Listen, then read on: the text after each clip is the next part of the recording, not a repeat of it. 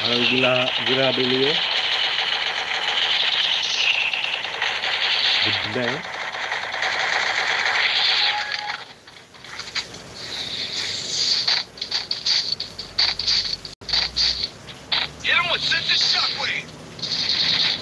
Hello. Hindi pala lalabas yung basura.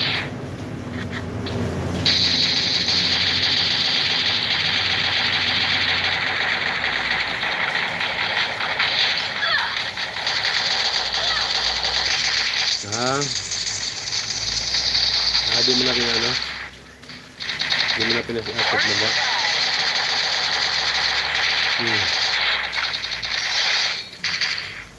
Double kill.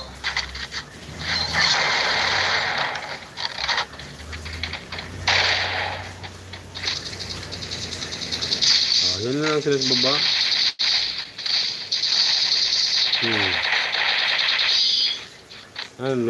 Lumalakas yung tulo.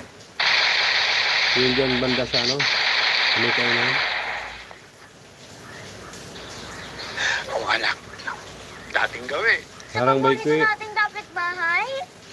Siya si Tatay Albert, ang aking superhero. At dito ang aming dating gawin. Nandiyan siya palagi. Sa lahat ng bagay. Laging kasama. Siya ang lakas ng aming pamilya. Pero isang gabi, umuwi si Tatay Albert. Kumana yung truck? Ngayon lang? Hindi na. First time kong nakita siyang ganun. Naman. Basura. Mula noon, Nandun na. marami nang nagbago.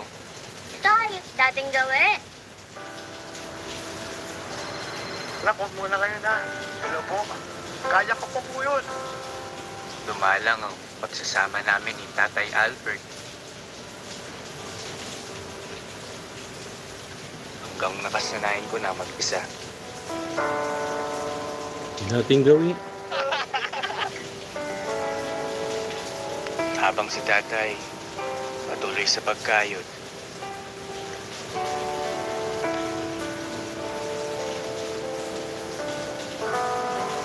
Kahit di na siya kasing lakas ng dati.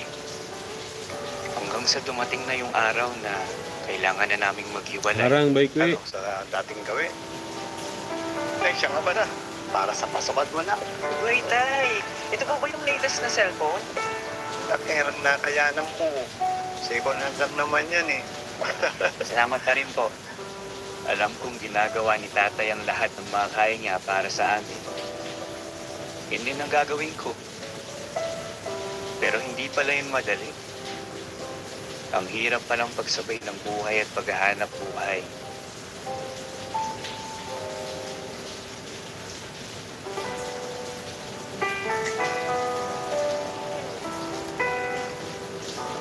Hello. Uy, Hello po sa dudong din dyan. Kanina pa kita tinuturuan eh. hello anak. Gusta ka na? Pasensya ka na ha. Hindi ko mabigay lahat ng kailangan mo. Sinubukan naman Manly ni ka Tatay. pa ma. Sa abot ng makakaya ko, gusto ko maging Manly masaya ka pa ma. Lagi mong sinasabi noon na ako ang superhero mo. Pero ang totoo, ikaw anak, ang aming superhero. Ikaw ang dahilan kung bakit kami lumalaban, kung bakit ako malakas. Basta, mag-aral ka lang mabuti anak. Kakayanin ni Tatay ang lahat. Ako pa ba? Di ba superhero tayo?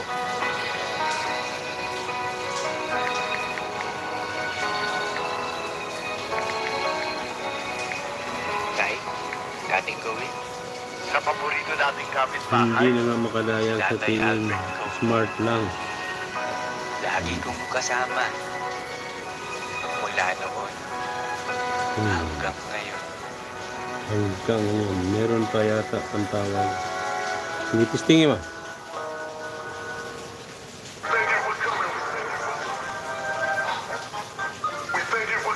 I'm the man with them bands. Take your girl to Christmas land. The king is landing in the land. Do it in front of your man. The king is landing. God's plan. Take your girl to Christmas land. Then you pour your trash